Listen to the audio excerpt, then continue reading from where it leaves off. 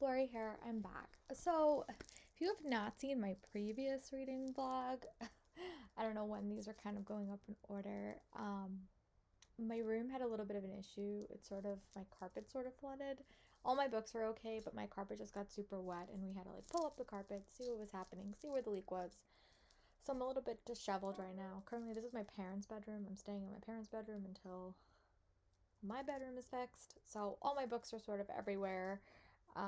So my last reading vlog was a little bit of a mess. I'm also heading back to work today, which I've been off of work for 2 weeks. We had a 1 week self-imposed quarantine break, and then I was off for a week for spring break. So it's just going to be a little bit of a weird week. But because I have so many e-arcs that I got over the past couple of weeks, I'm just going to do a week of reading arcs. I'm going to kind of tell you the ones that I'm going to be pulling from. There is The Curse of the Scepter Queen, which I got from Disney Publishing a couple of weeks ago. I also got These Hollow Vows, which is a YA fantasy book. I also have Stolen Kingdom, which is another YA fantasy. Go the Distance, which is a retelling, which is a Hercules retelling, I think. What's Not to Love by Emily Weberly and Sigmund Broca is going to be my first read of this reading vlog. The Potion Healer or The Poison Healer, I'm not quite sure what the name is. And also 16 Candles, which is done by Sophie Jordan, which is a YA Regency romance. And then I also have like a thing, choose whatever book you want to read off of this list, or also choose a book from your whole NetGalley TBR, which is a lot of books. So the book I'm going to start with is What's Not to Love by Emily Weberly and Sigmund Broca. This is their newest book. It's like a love to hate romance, and I'm really excited to dive into it. I haven't even started it. I'm probably not going to start it this night. It's almost 8 o'clock, and I said I just had a little bit of a stressful weekend. I finished a book I wasn't the fan of, so I'd rather start fresh tomorrow morning. I'm also in the middle of listening to 2 books. I'm in the middle of listening to Arusha in the Tree of Wishes, and also When He Was Wicked, which is the 5th Bridgerton book. I think it's the 5th or the 6th. I can't remember. But yeah. So I'm really excited that I'm going to start this reading vlog. When I come home tomorrow, we will touch base about how work went, how my commute went, all that fun stuff. And also, I will check in on what I have been reading. I haven't really done anything today. The only thing I really did today was I finished reading Sky Hunter by Mary Lou, which I liked. I didn't love. I spent like 20 minutes trying to figure out how to post on TikTok. Was not super successful. I'll have to ask one of my younger coworkers in school tomorrow if they know how to post on TikTok, but that's another story for another time. But yeah, I might just read like the prologue of What's Not to Love, and then I'm just probably going to relax and watch Country Comfort on Netflix, which is the new Catherine McPhee show. But I will update you guys tomorrow morning. Hopefully my room's in a little bit of a better spot and I can get back to my room soon. But I will see you guys tomorrow. Bye. Hey friends, Lori here. I'm back. Still in my parents' room, but that's okay. But I did wind up making a little bit of reading progress today. I got up to like 18% in to What's Not to Love by Emily Weberly and Sigmund Broca. I also did take a quick trip to Barnes & Noble. You guys will see that in my book haul. I kept trying to go all break, but I was in quarantine for a few days. And then my mom hurt her knee, so she couldn't take me, but finally went to Barnes & Noble, picked up some books, which I've been wanting to do for a couple of days. You guys will see that in my book haul. But I did want to say that I did wind up catching up on my podcast because last week I wasn't commuting, so I used today to kind of catch up on some of the podcasts I hadn't listened to. But really liking What's Not to Love. It's their newest book. It will be out, I think, mid-April. So this follows 2 characters. It follows Ethan and what's her name? Oh, I don't remember her name right now. I can't say it. But you follow these 2 characters. They are very, very competitive people. They are like arch nemesis in academia. It sort of reminds me a little bit of the concept of Today, Tonight, Tomorrow by Rachel Lynn Somlin. Those 2 characters were also academic rivals. This does not take place at the end of the year. This takes place like in the middle of the year. And you follow them as they're going through that process. They both really want to get into Yale, and they're super competitive with each other, like very, very competitive with each other. Um, and it's just their relationship is just so unique. I really do love to hate, like hate to love. I do love, that's one of my favorite tropes. I only like that trope though if like the hatred makes sense, and I think the hatred for them does make sense because they're super competitive with each other. um the one thing I think that would have made this book a little bit better is if we got Ethan's point of view. Right now we only have the main girl point of view, but I think she's very interesting and very different. I really like her. She's super competitive, super hyper focused. And I just think it's a fun read. Very, very, like, very, very quick. Like, I read 18% really, really quickly on my train ride to and from work. And now they're forced to work together to plan this 5-year reunion for a class because basically their principal is holding their recommendations hostage to get into Yale. Which is basically because no one in this school likes these two kids because their competitiveness creates a very unhealthy academic environment. Very, very unhealthy. So it's a very interesting dynamic. I really am liking that. Very, very, very fun read. I'm gonna read a little bit more. I think her name's Audrey, but maybe it's not Audrey. When I read a little bit more, I'll come back with her name. But I am really, really liking it. It's such a quick read, and that's really what I was missing in Skyward that I read over the weekend. So I'm gonna read that. I have quite a few YouTube videos to catch up on. And then I hope to start the irregulars tonight. That's my plan anyway. So I'm going to go read for a little bit. And when I make it maybe like 25%, I'll give you guys an update. And I'll find out what the character's name for you guys is. Talk to you guys in a bit. Bye. I'm back. It's about 7:22. I wound up getting up to 26% done. Chapter 15 in What's Not to Love. I did want to say that her name is Allison. And I wanted to add a few plot points that I neglected to talk about. So she's a very, very driven person. She reminds me a lot of myself. Like, I have a goal, I have a career plan. Like, she reminds me very, very, very, very much of me when I was in high school. Not to the degree that she's like a valedictorian, like that was not me, but I was a very big planner. That is very, very much like her. She's also dealing with the fact that her family and her sister is back from college. Her sister sort of had like a bad um run in her life. Like, her boyfriend broke up with her, her job sort of let her go, so she's sort of in a way in which she's not planned, and that she's very different than Allison is. And I've had a relationship with someone in my life very, very similar, where I felt like we were butting heads because we were on like two opposite career paths. And then there's also the driving aspect, and she's taking driver's lessons. And I remember when I was in high school, I didn't want to learn how to drive either. So I'm feeling a lot of connections to Allison in a lot of different ways. But you also see other people in comparison to Allison and Ethan, who are very, very different. They're very, very like lighthearted. They're not as focused. They're not as rigid. And you can see that those relationships in comparison to Allison and Ethan. And I think that that's an interesting dynamic. And they're also planning this party together, and they have to learn to work together and not compete against each other, and that's a challenging dynamic.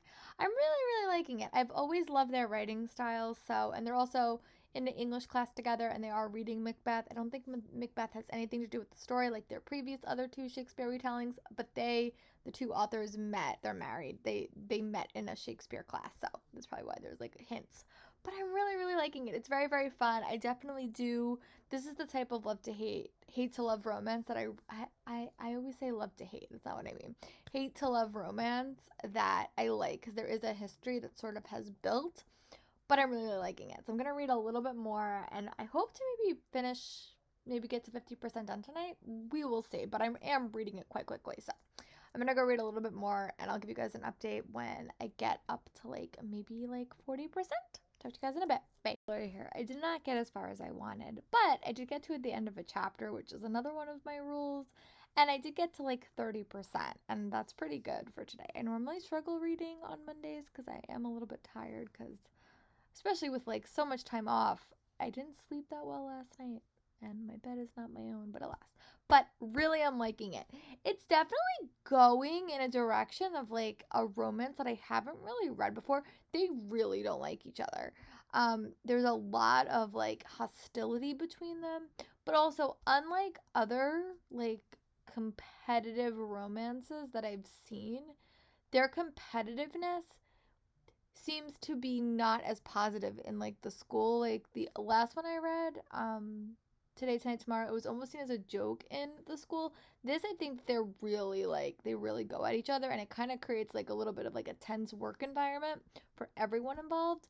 But I'm really, really enjoying it. They're also in a lot of aspects of each other's life, which is not the case in previous years. Like they're working on a lot of things together. Especially do like that they're working on putting a party together. Sort of reminds me of She's All That, when they had to put that centennial party together. Maybe it was Drive Me Crazy. I think it was Drive Me Crazy that had, there was one of those teen movies. I think it was Drive Me Crazy. But yeah, so I'm gonna check in with you guys tomorrow. Hopefully I will have read a little bit of Tree of Wishes tomorrow by by Ronnie Chosky, but I'll check in with you guys tomorrow with another update on What's Not to Love by Weberly on Austin, Sigmund, Broca. Bye, friends. Lori here. I'm back. Sorry, the light in this room is like the worst. And if I don't put my head exactly the right way, you guys will see the light. Okay. I think that will work. Hey, friends. I'm back. It is about almost 7 o'clock. I went up coming home. I worked out. I did a test yesterday, and I think I have figured out why I get headaches, and it's because I drink soda. And I used to think that soda cures my headaches. I think it actually hinders me. So I'm gonna try to avoid drinking soda and see if it helps, because I've been really headache free and I gave up soda for Lent, but it may become a permanent thing. So which is probably good overall. But I did want to say that I didn't wind up reading any of Arusha and the Tree of Wishes. I fell a little bit behind on my podcast last week, so I've sort of been catching up, and now the podcasts from this week's are coming out, so I just want to sort of be up to date and not like so far behind. But I'm pleased to report, in addition to that, I did wind up making quite a bit of progress on What's Not to Love. I think I got up to like 50%. I'll look if it will tell me. Sometimes this Kindle doesn't always love me. But yeah, I think I got up to like 50% in it. It's definitely a really interesting read. I feel a lot for the character, Allison, for the lead character, like a lot. I feel a lot of her like qualms. Her head is a very, very harsh place to be in. And I feel like I relate to, I'm about 51% into it. And I feel like I relate to her a lot in her harshness on some things. I think when I was in high school, and especially like early college, I think I had a very, very harsh mentality. But I do like how the romance is sort of developing. It's not going the way I thought it was. It's definitely not going the way of a previous book I read like last year by Rachel Lynn Solomon, but I'm really, really liking it. She's definitely someone that really has, everything is like, she thinks she knows everything. Which is something I thought I did when I was in high school. I was very, very much by the book, and she's very, very much that type of person as well. So I'm gonna try to read until like 70% tonight. That would be a good progress for me. I watched the new skating show on Netflix last night. I want to watch a couple of more episodes, so I think I'm gonna try to do that. I want to also watch episode 1 of The Irregulars. So have some TV watching to do later, but I want to try to catch up on some YouTube videos until 8. So yeah, I'm going to go read for a little bit, and when I get up to like 60%, I'll give you guys another check-in. Bye. Laura here. It's about 7:33. I want to getting up to 60% done in What's Not to Love. This book is a book that I really am liking. Their choices, however, make me so uncomfortable because I am not a confrontational person. I don't like conflict. I don't like making people angry. I don't like making people upset. So what Allison and Ethan are doing to each other is sort of gut-wrenching, because like they're really going for the jugular at all different aspects, and it's like a continual part of their relationship. It's very interesting. I don't think I've ever read a story, Love to Hate, with this much hate in it this late into a read. So I'm really liking it. I think it's probably one of the, I'll wait till we get to the end, but it's a very different take on a hate to love triangle. Normally when I read hate to love, it turns pretty quickly. This is pretty far into the book and we're not there yet. We're getting there. We're not there yet. So Really enjoying it. I'm probably going to read about 10% more. And I'll give you guys my check-in at that point. But this is set in like right at the end of high school. So there's a lot of stuff happening both to Allison and her friends and Ethan. I really am liking it though. Very, very fun. But yeah, I'll read a little bit more and I'll give you guys an update when I'm ready to stop reading for the night. Bye guys. Hi friends, Lori here. I'm back. I just wound up getting home from work. It's about 6:30. I also did want to report that I did wind up finishing What's Not to Love by Weberly and Sigmund Broca. I would give this book 4 stars. I really liked it. I don't think I liked it as much as their Shakespeare retelling ones, which I think are definitely my favorite. And I will admit, Allison was sort of a hard character to like at the very start of the book, and so honestly was Ethan. But I think throughout the book, they definitely did get better as characters as they sort of softened a little bit. But I will say I related a lot to Allison as I was reading it, especially in regards to her high school experience and her eventual college experience. I really enjoyed that about her. I also think she's a very, very driven person, and I can be a very, very driven person, so I really related to her. I also thought the romance was really, really hard hitting. And I said this in a previous clip. The hate in this book, like the hate part of this book, went so far into this read, and also they got in some pretty like personal jabs, which me as a non-confrontational person was like, oh my goodness, what are you doing? But I really did like it. I also thought this book had a really strong like family component and also a really, really strong friendship element. It also talked about a lot about high school and having an ideal high school experience, which I did not have, and I don't think Allison had either, so I definitely related to that. There are a few things that, because I read this book early, that I'm getting a physical copy, I'm going to want to reread it or at least re-listen to it, because I was promised a cat and I did not get a cat. Apparently, Ethan has a cat and I didn't get to see the cat, so we must have did it in edits like after this arc came out.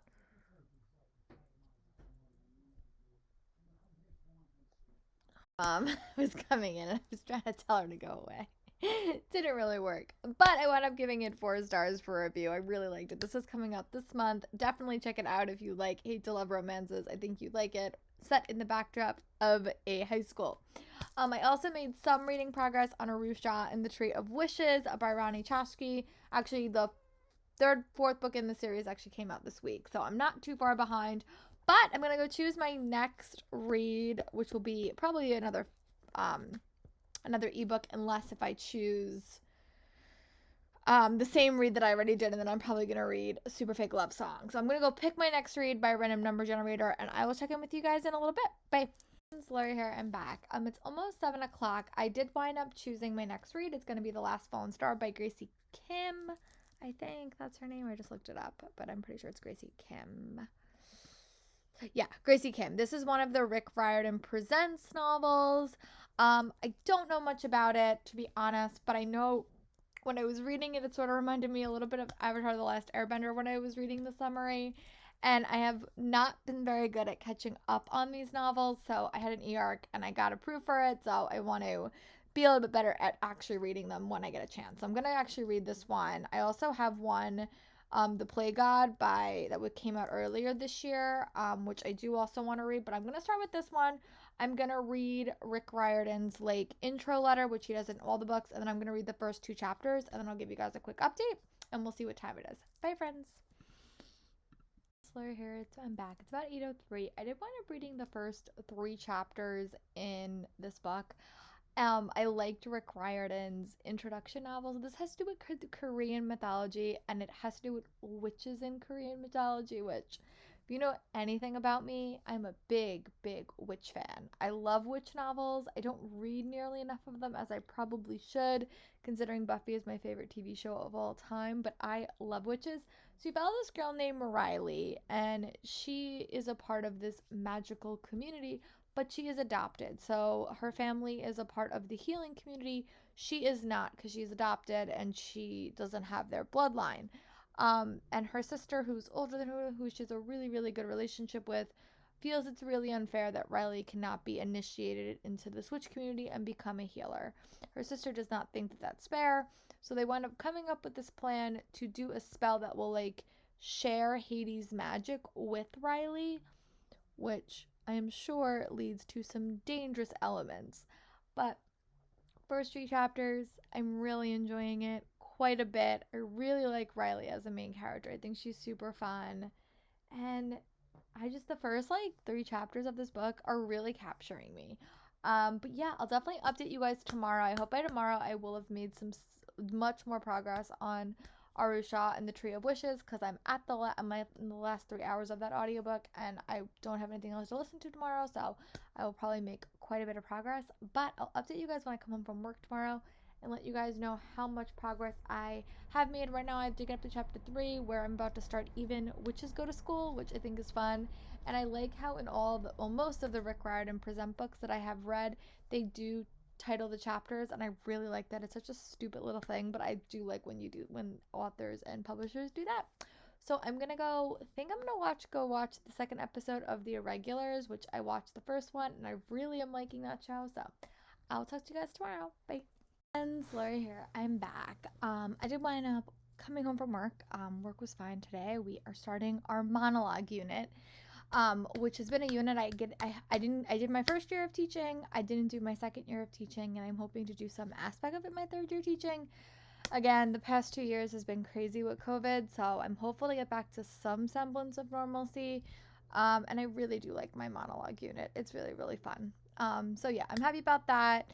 I'm halfway through my prepping for next year, which is good because I really just want to have a summer to relax and enjoy myself, especially considering this may be my last summer at home, like all summer, because I'm thinking I did apply to a summer camp, but I probably won't get it this year, but I could.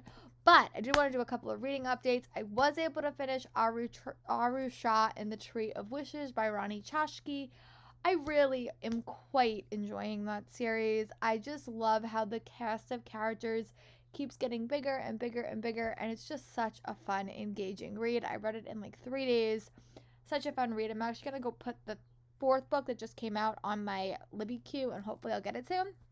But I did start A Fallen Star. I think I'm like 30% into it. I'll see if it will tell me. Sometimes it tells me. My arcs never have pages on them because I read them so early, and like NetGalley's not like that. But I think I'm on chapter like 10. I think chapter like 9 or 10. But I'll give you guys the page count at the very, very end. But I am I'm on chapter 11, and I'm like 30% into it. Really, really liking this book. This book might be one of my favorite of his imprint books I've read so far. But it's all about Korean mythology, and if you know anything about me, I was the biggest Teen Wolf fan, several years ago. I love that show so much. And they had a Kitsune arc in like the 3rd season, and I love that arc so much. It was great. So this story follows a girl named Riley, and she was adopted to be a part of her family, and her family is all healing witches, and she always feels a little bit left out because she doesn't have a magic. She's not a born witch. But when her older sister gets, her magic, she convinces Riley, like, maybe I could share my powers with you, because there's a spell that exists that if you're not, like, a witch can share powers with a human. But when a big secret is revealed, it kind of turns her world upside down. And I'm really liking this twist. I've read a lot of like YA and middle grade tropes that deal with a thing very, very similar. This one I think is really unique. And there's also like a fun French character that I'm really, really liking. It just reminds me of the first Percy Jackson book that I honestly just fell in love with, and I'm really loving Riley as a character. I think Gracie has such good writing, and I just don't want to put the freaking book down, to be very honest with you and very, very frank. I want to keep reading. So that's what I'm going to do. I'm going to read a little bit more. I also was able to watch another episode of The Irregulars last night, which was just a delight. I'm really, really liking that show as well. So to get up to chapter 11, I'm going to try to read a little bit more and get maybe... Actually, I want to read quite a bit tonight. I'm going to read till 8, so it's not even 6. So I'm going to read like 4 more, like 2 to 3 more chapters, and then I'll give you guys another update. Bye. It's Laura here. I'm back. So just want to do a quick update. I ended up getting up to 50% done in The Last Fallen Star. I'm really, really liking this book. I think it's just such a fun read. I love Riley as a main character. I love Emmett, her best friend. There's also a lot of mystery and intrigue in this one because Riley is keeping a really big secret from Emmett. And I'm just so concerned that it's going to blow up in her face and it's going to really damage their relationship when it's revealed what the secret is, when she reveals it to Emmett, that she is connected to the people that were responsible for his mom's death. I think that there's going to be a bit of a drama, but I'm just loving the adventure. I'm loving the Korean mythology. It really reminds me of reading like Percy Jackson, but in just such a different way. I love Riley as the main character. I just love the situation she gets herself into, and it's just great. I also really like that Emmett sort of is connected to this world because his mom was involved in the Witch Society, but due to her death, he and his family are like him and his dad are not involved in it. So it's sort of like seeing this world through Emmett's eyes as well, because Emmett's sort of a newbie and so am I to this world, and I really like that in the story like quite a bit. I can't think of another story that we've had like a normal person or like a Sauron, I think that's what they call them in the story, like kind of learning about the story. I haven't thought I can't think of another story that happened to in the Percy Jackson verse, but I'm really really liking it. I'm gonna try to read like 10% more, but I'm really really enjoying it. So I'll give you guys an update when I stop reading for the night. So I'll talk to you guys in a bit. Bye. It's Lori here. I'm back. So it's about 7:49. I did wind up getting up to chapter 17 in The Last Star. I'm really really liking this book. It is just so well done, and I also like that this book is also tackling. There's a lot of friendship stuff happening. I will say that. But it's also like, what happens if everything you know is a lie? And I really like that trope in books. I've read it like quite a bit over my reading life, but I always like it because it sort of makes you, the character, sort of rethink everything, and it is a really effective way to do things. But also, it's also looking at history is always told in the voices of the winners and not on the losers, and you know who's a hero and who's a villain. I've been talking about this a lot with my students because we've been doing a storytelling unit recently, and it's just so true. Like you're gonna think someone's a villain and they're gonna think you're the villain. So I just think it's really interesting to sort of have a character that has to figure out what is the truth, but what happens if there is no truth. So I really am liking this. Really impressed. I really like her writing style. It's a very very fast paced, very very quick witted. The mythology, the Korean element is sort of like tossed in. I like that witchcraft is at the heart of the story. I've said this before. I really, really like witchcraft as like a basis of a story.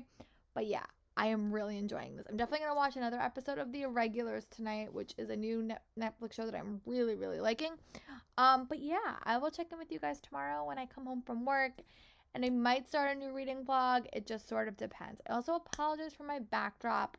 I don't have one until my room's ready, so sorry guys, but I'll check in with you guys tomorrow. I'm also going to start a new audiobook tomorrow, Marie Kondo's The Art of Tidying Up, because I am going to do a massive renovation of my bedroom, and I want to declutter my life, and that is a book I've been putting off reading, but I think now is the time to do it. So I'll check in with you guys tomorrow. Bye. Lori here. I'm back from work. It is a Friday, March 9th. Oh no, April 9th. Sorry, wrong month.